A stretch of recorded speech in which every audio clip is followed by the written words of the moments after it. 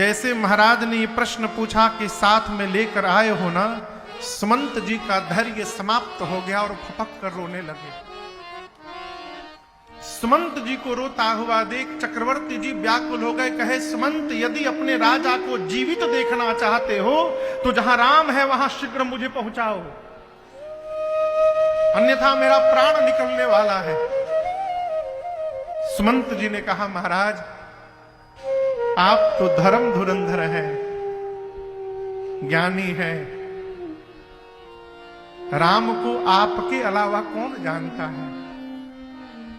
पहले दिन तमसा के तट पर वास हुआ, दूसरे दिन श्रृंगवेरपुर में वास हुआ और तीसरे दिन प्रातःकाल गंगा जी को पार करके राम मेरी आंखों से दूर चले गए। जाते समय राम जी ने मुझसे कहा, तात जाकर पूज्य पिताजी के चरणों में मेरी ओर से प्रणाम करके कहिएगा कि राम की चिंता न करे। 14 वर्ष बाद स्वयं राम आकर उनके चरणों में दंडवत करेगा। जैसे महाराज ये पूरा वक्तव्य सुने, पूज्यपाद गोस्वामी जी कहते हैं, प्राण कंठगत भयउ भुआलो। महाराज के शरीर का प्राण ऊर्ध्व गति किया और कंठ में आके फंस गया। देखिए, जो मनुष्य जितना अधिक पुण्यशाली होता है, जो मनुष्य जितना अधिक निर्मल होता है, उसके शरीर का प्राण शरीर के उतने ऊपर के भाग से निकलता है, और जो मनुष्य जितना पतित होता है उसका प्राण शरीर के उतने नीचे के भाग से निकलता है। हम आप कितने सौभाग्यशाली हैं, हमारे आपके बगल में मईल चौराहा है, जहां पूज्य स्वामी ब्रह्मर्षि श्री देवराहा बाबा निवास किया करते थे। हम आप उन महापुरुष की छत्र छाया में, क्षेत्र में बैठकर यहां कथा गा रहे, श्रवण कर रहे हैं। कहते हैं, पूज्य श्री देवराहा बाबा के शरीर का प्राण शरीर के अंगों से नहीं निकला। वो आसन लगाकर बैठे, प्राण को आसन से खींचकर ऊपर योग से ले गए और ये ब्रह्मरंध्र फटा उनका, इस शरीर का ऊपर का ये सिर फटा और यहां से उनके शरीर का प्राण ऊपर गति किया। महाराज के शरीर का प्राण ऊर्ध्व गति किया और कंठ में आके फंस गया। गोस्वामी जी कहते हैं, प्राण कंठ गत भयउ भुआलो। जब कंठ में प्राण फंस गया तो नीचे के अंग शिथिल हो गए, और महाराज की इस दशा को देखकर मां कौशल्या डर गई। मां ने चरणों को पकड़ लिया, कहा, प्रभु धीरज रखिए नाथ, राम के वियोग रूपी सागर में आज ये अवध जहाज बन करके डोल रहा है, और उस अवध रूपी जहाज पर केवल आप ही नहीं हैं, पूरा परिवार और समाज चढ़ा हुआ। आप ही इस अयोध्या के जहाज के नाविक हैं, इस नाव को पार लगाने वाले। प्रभु, यदि नाविक ही नहीं रहेगा जहाज में तो कहिए जहाज को समुद्र में डूबने से कौन बचाएगा। आप नहीं रहेंगे प्रभु तो पूरा परिवार समाप्त हो जाएगा। मैं कहती हूं, धैर्य रखेंगे तो 14 वर्ष के बाद राम स्वयं आकर आपको प्रणाम करेंगे। महाराज ने कहा, कौशल्ये, आज मुझे धैर्य नहीं, आज मुझे उस अंधे माता पिता की याद आ रही है। श्रवण कुमार के माता पिता ने मरते समय मुझे शाप देते हुए कहा था, दशरथ, जिस प्रकार पुत्र के वियोग में हम मर रहे हैं, इसी प्रकार एक दिन पुत्र के ही वियोग में तुमको भी मरना पड़ेगा। हे राघव, आपको देखे बिना मैंने बहुत जी लिया। हे लक्ष्मण, हे जानकी, आपको देखे बिना मैंने बहुत जी लिया। मरते समय श्री चक्रवर्ती जी ने मां कौशल्या से केवल 2 बात कही है।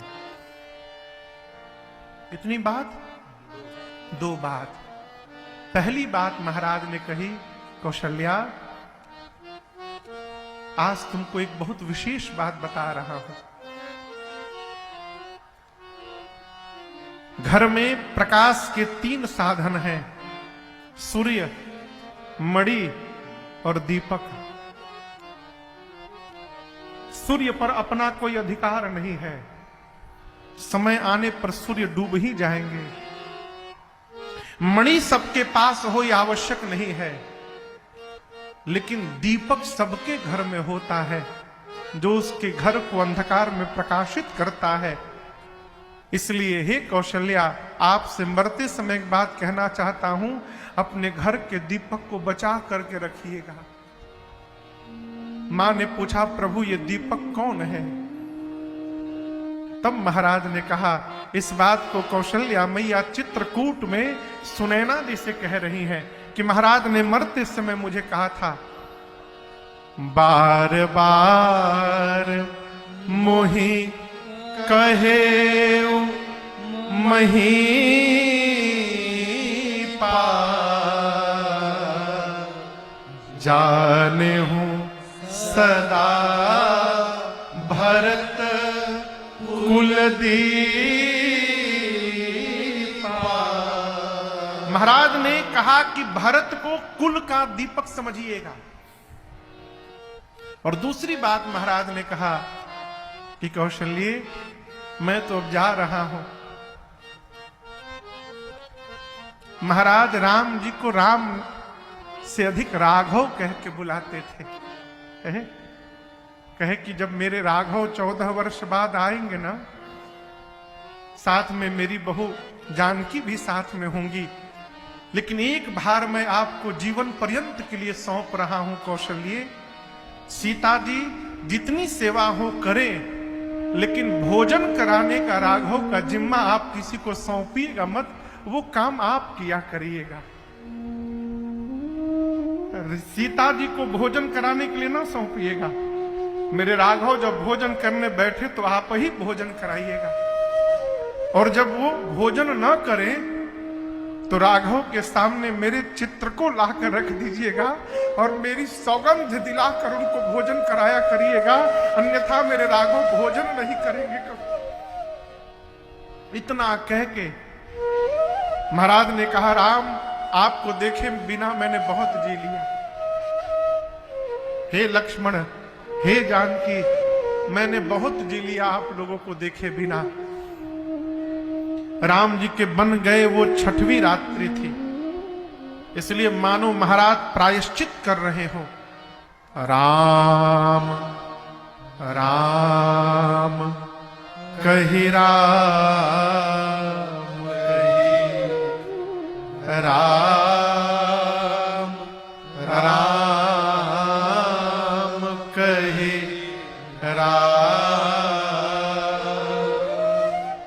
तन पर हरे रघुबर बिरह, राव गयऊ सुरधा। उसी समय अविलंब महाराज 6 बार मुख से राम राम राम राम राम राम कह के, और महाराज ने तत्क्षण प्राण का त्याग कर दिया। पूज्यपाद गोस्वामी तुलसीदास जी कहते हैं, महाराज ने जिया ना मराना फल दशरथ पा